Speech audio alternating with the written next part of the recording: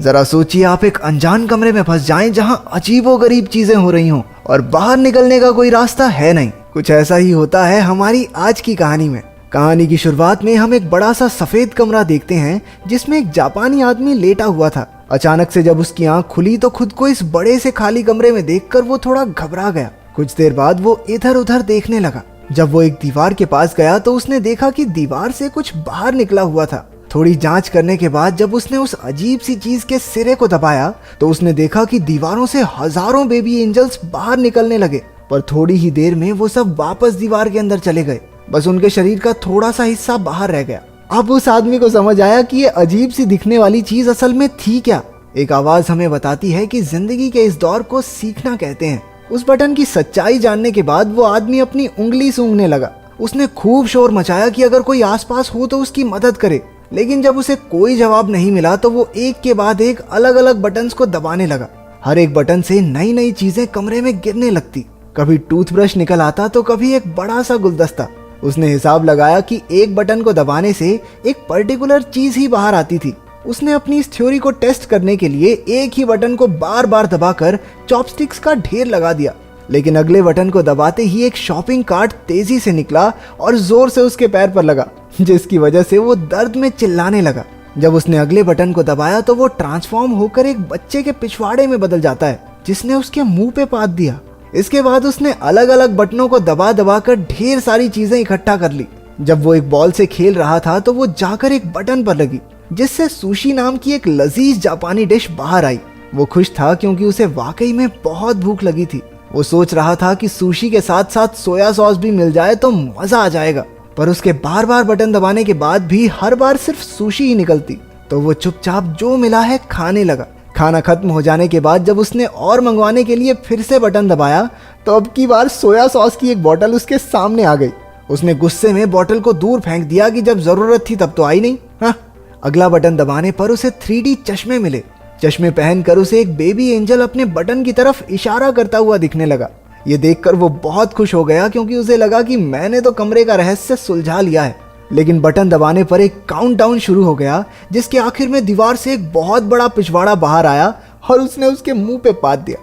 थोड़े और बटन्स दबाने के बाद उसे एक किताब मिली जो उसे काफी मजेदार लगी। कुछ घंटों में उसने उसके 5 पार्ट पढ़ डाले, लेकिन जब उसने 6ठी किताब पढ़ने के लिए बटन दबाया तो 7वीं किताब बाहर आई। परेशान होकर उसने दूसरा बटन दबाया, लेकिन उसमें से भी 8वीं और 9वीं किताब ही निकली। किताब की चाह में उसने एक और बटन को दबाया, तभी उसे अपने पीछे एक दरवाजा दिखाई पड़ा। वो उसे देखकर बड़ा खुश हुआ कि आखिरकार अब वो बाहर निकल सकता है, लेकिन अपनी इसी एक्साइटमेंट में वो यही भूल गया कि आखिर वो बटन था कौन सा। तो वो ऐसे ही कोई भी बटन दबाने लगा। पहला बटन दबाने से एक अफ्रीकन आदमी एक दीवार से दूसरी की तरफ भागते हुए गया। दूसरे वाले से उसके सर पर पानी गिरने लगा, लेकिन आखिरकार तीसरी बार में दरवाजा खुल गया। पर वो जैसे ही बटन को छोड़कर उस दरवाजे की तरफ जाने लगता वो दरवाजा बंद हो जाता। कुछ देर ट्राई करने के बाद वो समझ गया कि जब तक बटन दबा रहेगा तभी तक दरवाजा खुला रहेगा।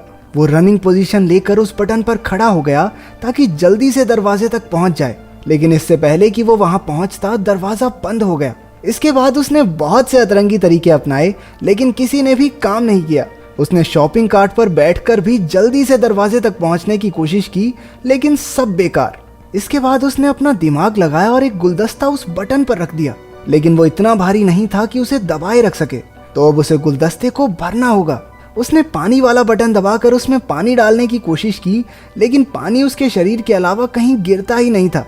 फिर उसने दिमाग लड़ाकर गुलदस्ते को सुशी से भर दिया। वो बड़ी मुश्किल से उसे वहां लेकर गया, लेकिन उसने गलती से वो गुलदस्ता एक दूसरे बटन पर रख दिया, जिसके बाद वो अफ्रीकन आदमी भागता हुआ आया और उससे टकराने की वजह से गुलदस्ता भी टूट गया। वो गुस्से और फ्रस्ट्रेशन में चिल्लाने लगा। उसने कुछ और छोटे मोटे पैंतरे लगाए, लेकिन दरवाजा हर बार उसके पहुंचने से पहले ही बंद हो जाता। फिर गलती से एक बटन दबाने पर एक रस्सी नीचे आई। उसने हिसाब लगाया कि रस्सी से झूलकर वो जल्दी से दरवाजे तक पहुंच सकता है, और ऐसा हुआ भी। लेकिन जब उसने दीवार के पीछे मौजूद दरवाजे को खोलने की कोशिश की तो पता चला कि इसे खोलने के लिए एक चाबी की जरूरत थी। वो दीवार के बंद होने से पहले कमरे में वापस आ गया। जब उसने गुस्से में दीवार पर लात मारी तो एक चाबी हवा में तैरने लगी, लेकिन दरवाजे की ही तरह ये चाबी भी बटन छोड़ते ही थोड़ी देर बाद गायब हो जाती। अब उसे कोई तरीका निकालना होगा जल्दी से चाबी लेकर दरवाजे तक पहुंचने का, लेकिन जब उसने चाबी वाला बटन फिर से दबाया तो दीवार में से एक कुत्ता बाहर निकलकर उस पर भौंकने लगा। वो फिर से कंफ्यूज हो गया क्योंकि सारे बटन्स एक जैसे तो दिखते थे। इसके बाद उसने सही बटन ढूंढकर उस पर सुशी का एक टुकड़ा रख दिया। एक दो बार फेल होने के बाद आखिरकार वो चाबी लेकर दरवाजे तक पहुंच ही गया। लेकिन अभी मुसीबत खत्म नहीं हुई थी।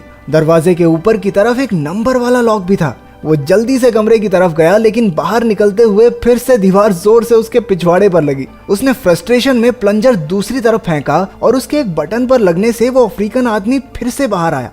लेकिन अब की बार उसने नोटिस किया कि उस अफ्रीकन आदमी के सर पर 3 नंबर लिखे हुए थे और शायद उसी नंबर से वो ताला खुलेगा। क्योंकि दीवार बार बार बंद हो जाती थी तो उसने 3 बार में वो ताला भी खोल दिया। दरवाजा थोड़ा जाम सा लग रहा था तो उसे थोड़ी एक्स्ट्रा जान लगानी पड़ी और इतने में दीवार भी वापस नीचे चली गई। वहां पर इतनी जगह थी ही नहीं कि वो दरवाजे को पूरा खोल सके। वो हताश हो गया और वहीं बैठकर रोने लगा। उसे कमरे के अंदर का समय याद आ रहा था। उसे एहसास हुआ कि कमरे में उसके पास कितना कुछ था। हाँ, वो बाहर नहीं जा सकता था, लेकिन जो चीजें उसके पास थी उसने समय रहते उनकी कदर नहीं की।